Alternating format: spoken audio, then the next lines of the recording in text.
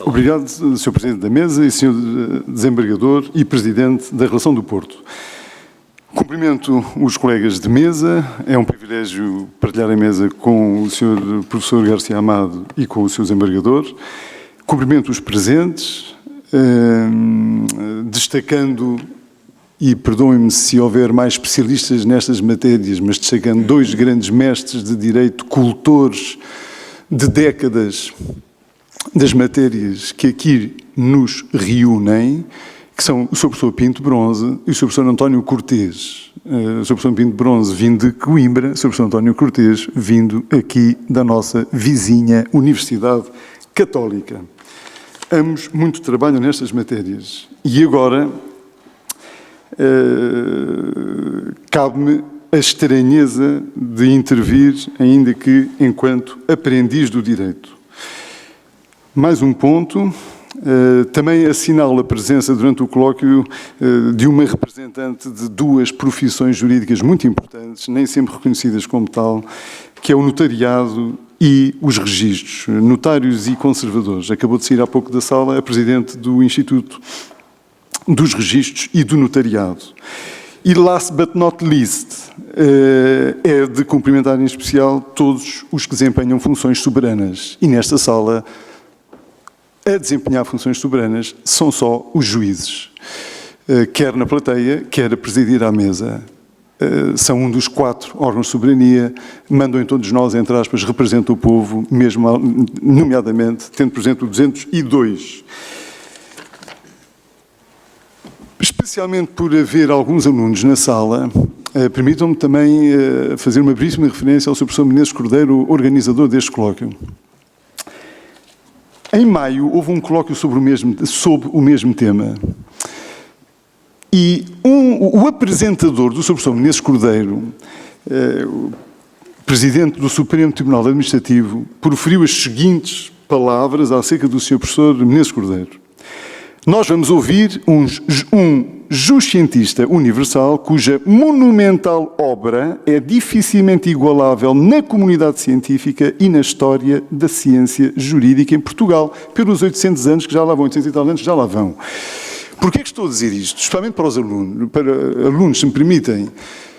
Porque quem tem este estatuto de provavelmente ter produzido a maior obra jurídica da história de Portugal, bem poderia estar agora a descansar. E o Sr. Professor Menezes Cordeiro dá-nos um exemplo, um duplo exemplo valioso. O primeiro é de que, mesmo com este estatuto, catedrático, decano da faculdade, daqui a pouco tempo jubilado, se Deus quiser, o Sr. Professor Menezes Cordeiro traz à discussão temas fundantes da ciência do direito. Já o faz mais ou menos desde 2014, com jornadas de metodologia e com estes colóquios, nomeadamente com a ajuda do Sr. Professor José Lamego, do Sr. Professor Barreto Menezes Cordeiro, e agora cabe-me a mim esta tarefa de operacional destes colóquios. A segunda lição é que, além de trazer temas fundantes, proporciona a presença de teses antípodes, literalmente antípodes. O Sr. Professor Garcia Amado está nos antípodas, se me permite, Sr. Professor Garcia Amado, da lição do Sr. Professor Pinto Bronze. E com isto, o Sr. Professor Menezes Cordeiro agita as águas, convida ao diálogo, traz inquietação a todos aqueles que têm o privilégio de ouvir mestres como eu, como o Sr. Professor Garcia Amado e como o Sr. Professor Pinto Bronze, e que, como eu, enquanto aprendiz, terão certamente muito a aprender, nomeadamente pela inquietação. Há aí uns ventos doutrinais quase que pacíficos de translegalismos. Talvez pelo menos mereça inquietação. Logo se verá quem tem razão. Passo ao que interessa, especialmente em termos temáticos. Vou apresentar rapidamente algumas dúvidas sobre teses dominantes na academia portuguesa. O que vai ser dito reflete em grande medida a dificuldade que, pelo menos a mim cabe-me esta dificuldade, provavelmente todos que estão nesta sala têm o saber suficiente para nem sequer sentirem esta dificuldade, mas têm imensa dificuldade em conciliar translegalismos, em conciliar a ponderação principalista a que se referiu o Sr. Professor Garcia Amado, em conciliar um juiz que não seja apenas a boca da lei. Tenho grande dificuldade em conciliar um juiz que não seja autómato com a democracia e com a separação dos poderes. Eu, pelo menos, tenho grande dificuldade. O que vai ser dito a seguir está imbuído do seguinte: o juiz é o juiz autómato e com grande orgulho. E é um juiz autómato com duas particularidades. Que no final do dia, como os economistas dizem, provavelmente se revelará um juiz não autómato, mas um juiz heróico, que é uma coisa completamente diferente. Estes dois traços que devem caracterizar o juiz como juiz autómato no ordenamento jurídico português atual, quer se goste dele, quer não, que é o trazido pela Constituição de 66, são, primeiro, a enorme capacidade de silenciar as suas convicções. Quando se diz que os juízes são autómatos, apocando a tarefa do magistrado que obedece à lei democrática, está-se a esquecer que ele é pelo menos heróico no que respeita à capacidade de silenciar as suas convicções neste mundo cheio de certezas em que cada um de nós é porta-voz do absoluto, entre aspas. O problema do absoluto é que já não há apenas um. Quando havia apenas um, os que tinham poder estavam todos contentes. O absoluto relativizou-se.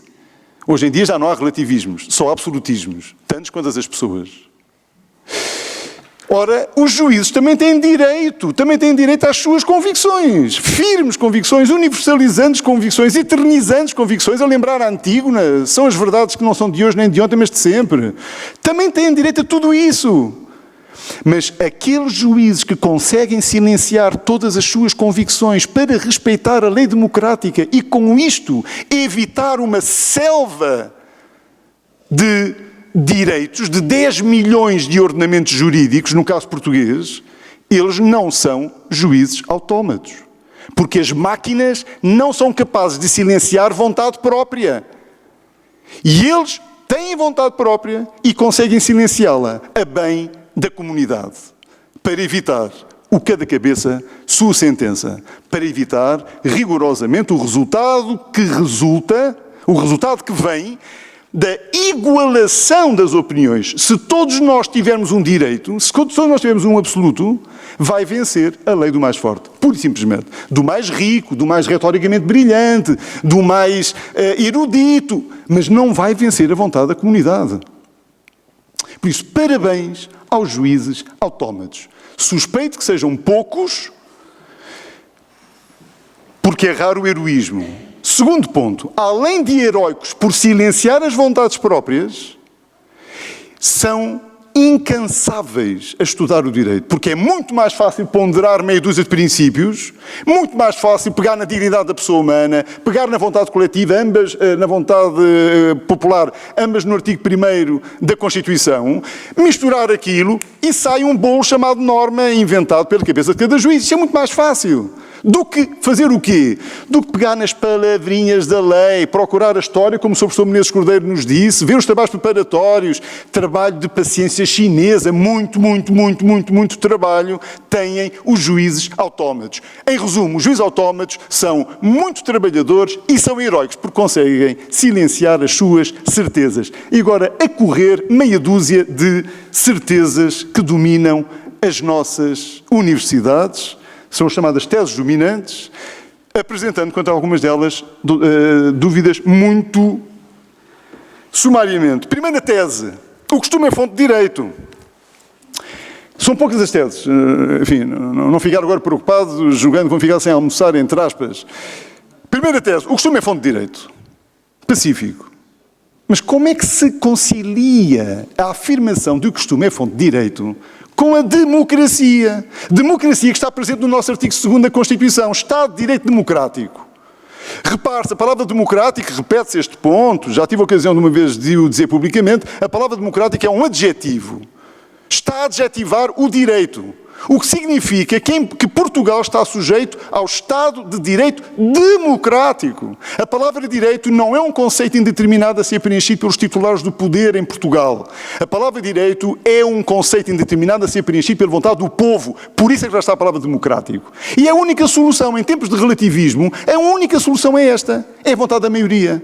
Dir-se-á, nem sempre o número tem razão. Arranjem outro sistema que não seja a democracia e ponham em causa o relativismo. Em regra, as pessoas não põem em causa o relativismo, não põem em causa aquilo que o Sr. Professor Pinto de Bronze começou por dizer na sua comunicação. E embora esta minha referência ao Sr. Professor Pinto de Bronze, de forma alguma, pretenda usar o nome Pinto de Bronze como insigne lição para me aquecer as costas, porque o afastamento é grande. Mas o Sr. Professor Pinto de Bronze há pouco disse-nos, no início da sua comunicação, esta é apenas a minha verdade. Porque cada um não prescinde ter a sua verdade, a única solução de existirmos todos em comunidade é somarmos os votos e os representantes políticos da comunidade mandarem em todos nós. Simples. Ora, porquê é que o costume suscita problemas? O que é o costume? Todos nós diremos em coro, especialmente os alunos do primeiro ano, enfim, a prática social reiterada acompanhada da convicção de juridicidade, obrigatoriedade jurídica, vinculatividade jurídica, as variações terminológicas existem por aqui. Admitamos que nós conseguimos fazer o levantamento das práticas sociais reiteradas. Muito bem, o costume é fonte de direito. Mas a segunda parte é, essas práticas são acompanhadas da convicção de que a comunidade, da convicção por parte da comunidade de que aquelas práticas correspondem a uma norma jurídica. Ora, esta segunda parte do costume viola a democracia. A história do homem tem sido, em grande medida, a recusa sucessiva de oráculos. Recusou-se o oráculo lá no direito romano com o pontífice, que recebia as verdades jurídicas das divindades, e tem-se recusado sucessivamente a comum opinião dos doutores. Também foi recusada. Idade Média. Todos foram sendo chumbados até a nossa Constituição de 1973. Peço desculpa, a nossa Constituição de 1976. Aí, em 76, chegou-se à conclusão, nós não queremos oráculos. Fizemos uma revolução para isso. E quem é que fala em nome da comunidade? A comunidade. Ora, o que acontece com o costume? O professor A ou o professor B dizem, aqui há uma norma consuetudinária, pergunta-se, então demonstra lá isso. Bem, há uma prática social reiterada, toma lá as estatísticas. E a segunda parte, demonstra lá que a comunidade atribui juridicidade. Eu não fiz um referendo, eu não fui eleito, mas eu capto telepaticamente a vontade da comunidade. São os poderes telepáticos dos académicos. Estas dúvidas conduzem a pôr em causa a hipótese que o costume não é fonte de direito em Portugal. Segundo argumento para que o costume não seja fonte do direito em Portugal, é o artigo 203 da Constituição. Não é a minha opinião, é a opinião da comunidade, e não é uma opinião qualquer, é a opinião da comunidade, quando em 75 foi desafiada a votar especificamente para ser feito o Estatuto dos Estatutos, a Lei das Leis, a Constituição. A comunidade foi chamada a votar e disseram à comunidade, tu vais votar não para decidir se há touradas em barrancos ou não, coisas pequeninas, não é isso. Vais votar porque a seguir nós vamos fazer uma Constituição, vamos estabelecer o poder do Estado, a estrutura do Estado, as fontes do direito, tudo isso, e depois então passamos a viver em comunidade regida por essa Constituição. Retomando a pergunta, o 203 o que é que nos diz sobre o costume? Diz-nos que não é fonte. Porquê? Porque nos diz que os tribunais apenas estão sujeitos à lei. Lei pode ter muitos sentidos. É, certamente, neste caso, e a história confirmou-o, é o direito plasmado, vertido em textos legais.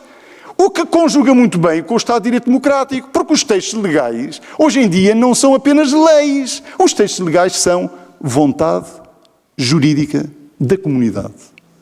Pôr em causa a lei hoje em dia é pôr em causa a comunidade, desde que a lei seja constitucionalmente, à luz da Constituição, seja válida, como é óbvio, não é? Sistemicamente ela tem de ser, ela é válida. Só nesses casos é que a lei deve ser cumprida.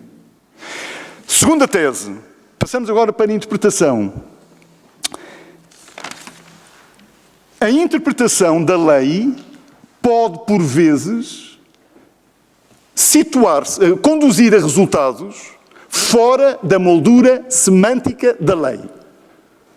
É chamada, todos nós diremos em coro, interpretação extensiva. O que é a interpretação extensiva? É a interpretação que consiste no apuramento de um sentido que está fora do sentido da letra da lei, mas está aquém do espírito da lei. A interpretação restritiva está aquém da moldura semântica da lei, mas está dentro do espírito da lei. Pelo menos essas duas, podemos falar em reduções teleológicas, interpretações enunciativas, muito pode aqui ser invocado. Atentemos apenas num, porque aquilo que se disser para uma destas modalidades é válida para as restantes. Interpretação extensiva. Será que a interpretação extensiva pode ser isso? Pode ser... É admitida a interpretação extensiva na resolução de casos por um juiz? Quanto ao sentido literal, é possível. Temos ali palavras em que está presente a vontade da comunidade. Não há problema. Mas não há porre, não há mais naquilo que é além da letra e dentro do espírito. O que é que nós temos? Novamente, a telepatia académica. Captou o espírito da lei. Só captava por telepatia e por alguns. A interpretação extensiva é uma criação doutrinal. E agora, provavelmente, os senhores presentes, Vossas Excelências, dirão: então o que é que faz a interpretação extensiva do artigo 11? O artigo 11, lei, usa a expressão interpretação extensiva. A resposta é simples. A interpretação extensiva do artigo 11 tem de resultar não de manuais de professores, mas da interpretação conjugada do 11 com o 9. É simples.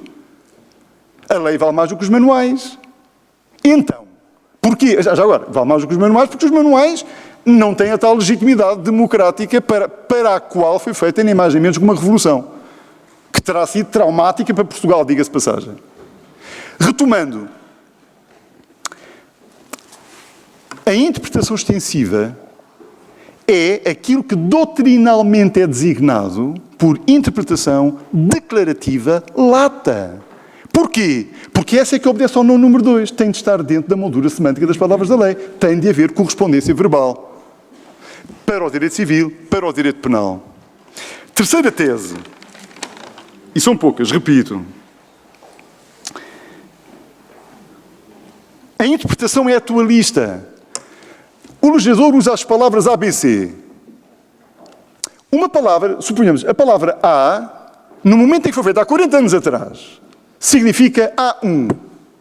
Passados 40 anos, por evolução linguística, a palavra A significa A2. A tese dominante é a seguinte: vamos interpretar atualisticamente a palavra A. Antigamente era A1, hoje em dia é pacífico ser A2, os manuais todos dizem que é A2, e até alguns jornalistas já o dizem, suponha-se. Então, vamos admitir A2. Qual é o problema de A2? O problema da A2 é o princípio da separação dos poderes, 110 e 111 da Constituição. A pergunta é a seguinte, se me permitem. O legislador tem competência para desenhar signos linguísticos, significantes linguísticos, ou seja, palavras vazias de significado. Ou, segunda hipótese, o legislador tem competência para pensar o direito, criar o direito, vertê-lo em palavras, porque infelizmente não pode comunicar telepaticamente, e essas palavras serem dirigidas ao juiz para aplicar, resolvendo casos, ou à comunidade, numa perspectiva não patológica. Pergunta-se, qual é a função do legislador, daquele que representa a comunidade? É desenhar signos linguísticos vazios de significado ou é pensar significados e vertê-los em significantes? Primeira hipótese ou segunda? Arrisco dizer pacificamente que é a segunda. O legislador não faz desenhos, isso é um miúdo de 4 anos. O legislador pensa normas para a comunidade, representando a comunidade. Lembrar Lincoln. Democracia é o poder do povo, para o povo, pelo povo. É isto que o legislador faz. Ora, se é isto que o legislador faz, pergunta-se, o tal significado A2, surgido no Código Linguístico Português, 40 anos depois de a lei ser feita, esse significado poderia ter sido pensado pelo representante de todos nós? A resposta é óbvia, não, porque não existia nessa altura. Conclusão, o atualismo é mais uma invenção, a hipótese que se inventa apenas, mais uma invenção doutrinal. Tese seguinte, a teleologia, a interpretação é eminentemente teleológica. Esta é a tese dominante na doutrina. O que é que significa teleologia? Ter presente os valores, pode ser visto numa perspectiva sociológica ou numa perspectiva principialista. Vamos olhar a perspectiva principialista da coisa. Teleologia é o conjunto dos valores e princípios que foram ponderados a montante da norma e que ditaram o sentido da norma. E a norma, por vezes, reflete uma hierarquização dos valores, / princípios, ou dos grandes interesses da comunidade, não só interesses patrimoniais. Ou, segundo hipótese, a norma pode refletir uma combinação e não uma hierarquização de princípios. Isto é teleologia. O que é que diz a doutrina, a doutrina dominante? Diz-nos o seguinte, ao interpretar a lei, ao interpretar o artigo X, tens de ter atenção o porquê do que lá está vertido. Os valores e princípios, a ponderação dos valores e princípios que ditou aquela norma ali revelada naquele ou num conjunto de artigos. Sim, senhor, esta é a tese dominante. Problemas. Primeiro, um problema lógico. Os senhores reparem, estamos a interpretar as palavras da lei, estamos a interpretar o texto legal, para chegar onde? Ao seu significado, que é o direito. O direito é o significado das fontes do direito. Sejam nós quais forem. Agora nem sequer vamos entrar no problema de saber se há lei, apenas a lei como fonte de direito. O direito é o significado das fontes do direito. Nomeadamente texto legal. Então, os senhores reparem, se nós estamos a caminho da fonte, se nós estamos à procura da norma, como é que nós podemos, no caminho da norma, trabalhar com a ratio, com a teleologia da norma que ainda não conhecemos? É um problema lógico. Não tem ponta por onde se pegar, se me permitem a hipótese. Não se pode interpretar um texto legal que revela a norma X à luz da teleologia da norma que ainda não foi conhecida, porque estamos precisamente no caminho metodológico, passe aqui a reiteração, enfim, estamos no método para lá chegar, estamos no caminho metódico para lá chegar. Segundo problema, a teleologia é, em grande medida, um eufemismo para ponderação. E agora das duas uma, ou temos uma teleologia vertida em trabalhos preparatórios, e aí é uma teleologia inequivocamente radicada na comunidade, no legislador, e podemos trabalhar com ela sem petição de princípio, sem o vício lógico de há pouco, não há problema. Ou, se não temos trabalhos preparatórios a indicar-nos a teleologia de uma norma, nós não podemos usar o elemento, ou trabalhar com o elemento teleológico, sob pena de petição de princípio. Sim. Faltam só 2 ou 3. A teleologia é eufemismo para ativismo judicial, a não ser quando temos trabalhos preparatórios. E os senhores dirão, não, mas é que de vez em quando temos normas em que é nítido o que ela pretende. Exemplo, 126, artigo 126 do Código Civil. O exemplo de escola diz-nos, o menor que usou de dolo na celebração de um negócio não pode invocar a anulabilidade. O que é que a doutrina nos diz? Os senhores, reparem, isto tudo é invenção doutrinal. Uma parte da doutrina diz, qual é a ratio? A ratio é castigar o menor. Bem, então se é castigar o menor, vamos restringir... Se é castigar o menor, peço desculpa, vamos admitir que os pais, que não merecem castigo, e que os herdeiros, se ele morrer entretanto, eles podem invocar a anulabilidade. Outra tese. A ratio é proteger a contraparte. A parte com quem o menor celebrou o negócio. E então vem-se concluir, bem, se a ratio é tutelar a contraparte, o resultado é o oposto. Nem os pais, nem herdeiros podem invocar a nulidade. O que é que aconteceu aqui? Ninguém sabe qual é a teleologia do 126. Uns dizem é X em petição de princípio e estão conduzidos a quê? À norma que querem. Os outros dizem a teologia é Y e estão conduzidos à norma Y. Invenção de um lado e de outro. Só não seria invenção se nós tivéssemos o legislador a dizer qual é a teleologia da norma em trabalhos preparatórios. Assim, a teleologia ou é subjetivista historicista ou é invenção doutrinal ou de magistrados. Tese seguinte, Sr. Desembargador, está quase. A interpretação é eminentemente sistemática. É a tese seguinte. Bem, o problema é semelhante. Há aqui duas hipóteses. Ou, pela palavra sistemática, nós pretendemos dizer temos de interpretar todas as fontes para resolver o caso, e então aplaude-se o caráter sistemático da interpretação. Ou, segunda hipótese, sistema é um eufemismo para princípios e valores. E se é um eufemismo para princípios e valores, que é aquilo que a doutrina dominante diz que é o sistema, então, mais uma vez, temos a porta aberta à ponderação, que é uma criação judicial de normas. Os senhores reparem, se legislar não é ponderar interesses, se legislar não é ponderar valores, se legislar não é ponderar princípios, legislar nada é. E se isto é o núcleo de legislar, a separação dos poderes impede o juiz de fazer o que frequentemente faz.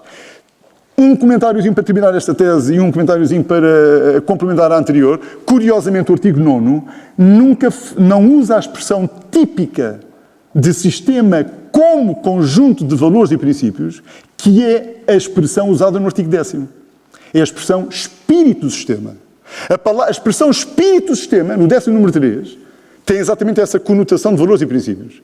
Mas a expressão espírito do sistema não está no 9º. O que está no 9º é uma expressão muito diferente. É unidade do sistema, evitando, obviamente, incongruências normativas, proporcionando a interpretação conforme à Constituição. Isso sim, ponderação é que não. Quanto, curiosamente, à teleologia, só esta chega, o mesmo se passa. Onde é que os senhores estão? Onde é que todos nós encontramos inequivocamente a teleologia? No 10º número 2. Em que expressão? Razões justificativas da regulamentação legal. Razões justificativas é teleologia. Razões justificativas está no 10º número 2 para lacunas. Não existe no 9º. Não está lá. O elemento teleológico nem sequer está plasmado no artigo 9º, quanto mais ter a dimensão que a doutrina dominante lhe dá. Tese seguinte. Não há debate, doutor. Já lá vamos.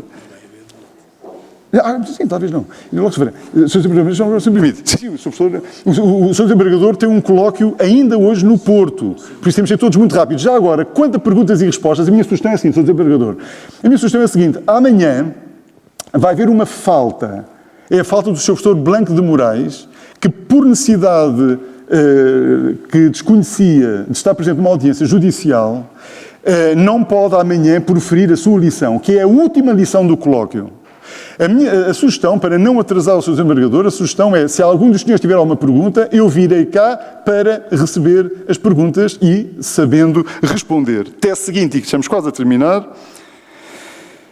Normas excepcionais, artigo 11. Qual é aqui a tese dominante? A tese dominante é a seguinte. O artigo 11 proíbe a aplicação por analogia das normas excepcionais. O que é norma excepcional na tese dominante? Norma excepcional é a norma que contraria rigorosamente princípios fundamentais do sistema. Esta é a tese dominante. O que significa que normas excepcionais corriqueiras, comezinhas, de trazer por casa, que não ponham em causa princípios gerais do direito, essas normas excepcionais podem ser aplicadas por analogia. Esta é a tese dominante. Vão assim restringir a proibição revelada no artigo 11. Comentários. O que é que permite à doutrina dominante dizer o que está a dizer? O Sr. Professor Oliveira Ascensão ensina-nos que o 11 tem por antecedente o direito romano com o ius singulare. Norma excepcional é só aquela que põe em causa os princípios fundamentais do direito. Está bem. Eis um argumento contra. Sim, já, mas não há debate, não tem problema. Sr. Desembargador, atentemos ao que aconteceu acerca do artigo 11, entre 1948, data do estudo do professor Manuel de Andrade, e 1966. Entre essas duas datas, os senhores têm 1, 2, 3, 4, 5, 6, 7, 8 versões do artigo 11. 8 versões. Foram sucessivamente ponderadas, estudadas. Ponderadas por quem? Não foi pelo juiz, foi pelo legislador.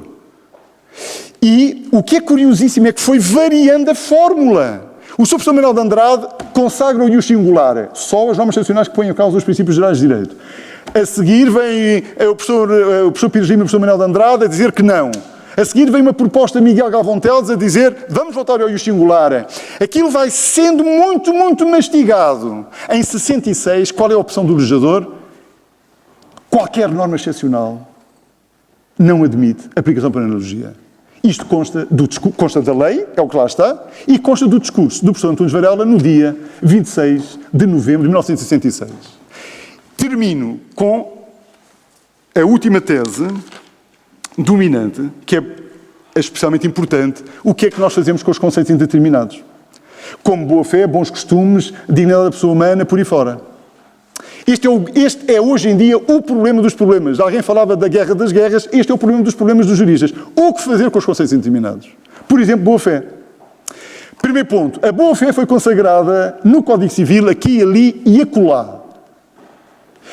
A boa-fé foi consagrada no âmbito da Constituição de 33, que estabelecia como limites aos órgãos do Estado a moral e o direito.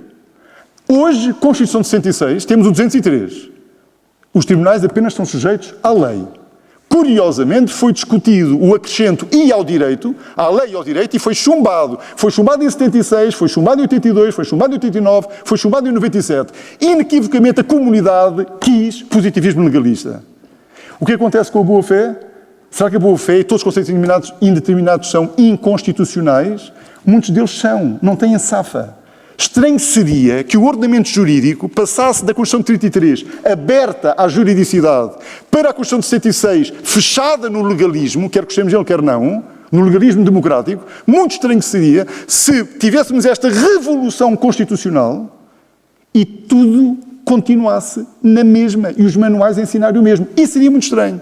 A boa-fé foi, é certo, objeto de uma revolução em 84 com a tese do Sr. Professor Menezes Cordeiro. O Sr. Professor Menezes Cordeiro pegou no que a doutrina lhe dizia antes, que era chocantemente vago, quase. O que era a boa-fé antes da obra do professor Menezes Cordeiro, com algumas exceções, professor Mota Pinto, na sessão de posição contratual. Mas, enfim, o que era, grosso modo? Professor Antunes Varela, por exemplo. Juízos princípios ético-jurídicos. Lealdade, professor Galvão Teles. Só isto. Pessoa de bem. Vacherra. Expressões destas. O que é que o professor Menezes Cordeiro nos fez? Uma revolução, densificou muitíssimo a boa-fé. A pergunta é a seguinte: a densificação operada pelo professor Menezes Cordeiro é suficiente para que a boa-fé seja salva à luz da Constituição de 66? A hipótese que se aventa é que não é suficiente. A boa-fé é aproveitável, mas não pode significar espaços de ponderação. Porquê? Porque os juízes estão sujeitos à lei. E quem pode ponderar não está sujeito a. Segundo argumento, e com isto termino, Sr. Desembargador e Presidente de Mesa, repare-se, segundo argumento, se me permitem, é na afoiteza de aprendiz importante. Em 76, como foi dito há pouco, ponderou-se haver direito além da lei. E os senhores reparem, aquilo que foi a votos foi os tribunais são independentes e apenas estão sujeitos à lei e ao direito. A pergunta é a seguinte: este e ao direito era ou não era uma normatividade extralegal? Todos nós diremos, se é lei e direito, é uma normatividade extralegal, é óbvio. Segundo, era ou não era uma normatividade intrassistémica, porque teria que obedecer à Constituição? A resposta é simples, sim. Terceiro, é ou não uma normatividade que está consagrada no próprio texto legal que é a Constituição? A resposta é sim, estaria lá escrita se tivesse passado.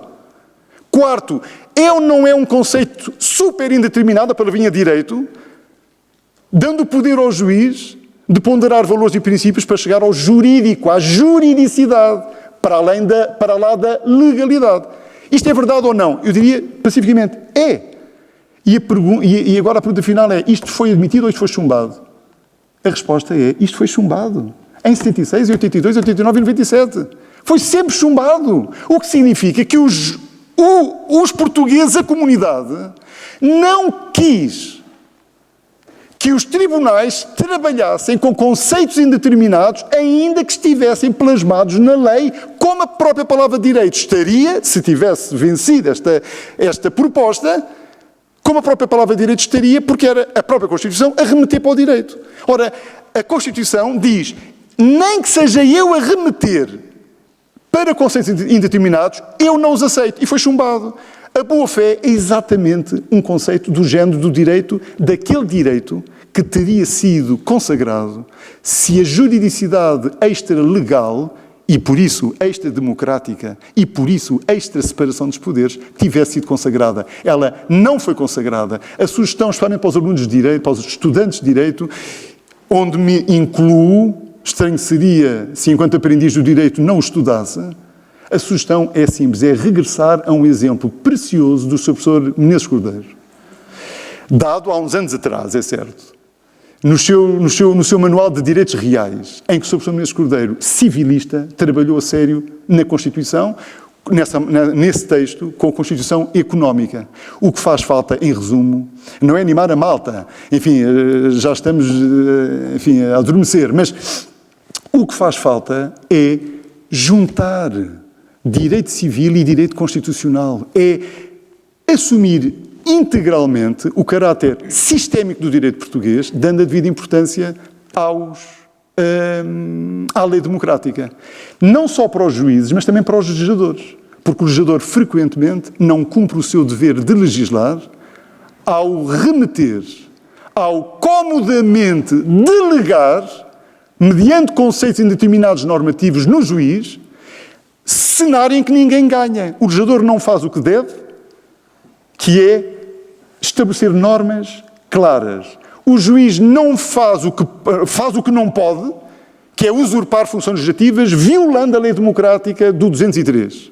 E a comunidade perde com isso, porque ao desautorizar-se a lei, já que a lei é o máximo denominador comum da vivência em comunidade, ao desautorizar-se a lei, estamos caídos naquilo que há pouco foi dito, na lei do mais forte. Repare que a lei do mais forte não é a lei da selva. A lei natural da selva é uma lei sábia. As tartarugas e os elefantes andam aqui há muito mais tempo do que nós. A lei natural da selva é sábia. O problema está na lei humana da selva, feita de vontades e caprichos e violências domésticas e outras. Muito obrigado, Sr. Desembargador, pela sua generosidade imensa. Peço desculpa destes minutos.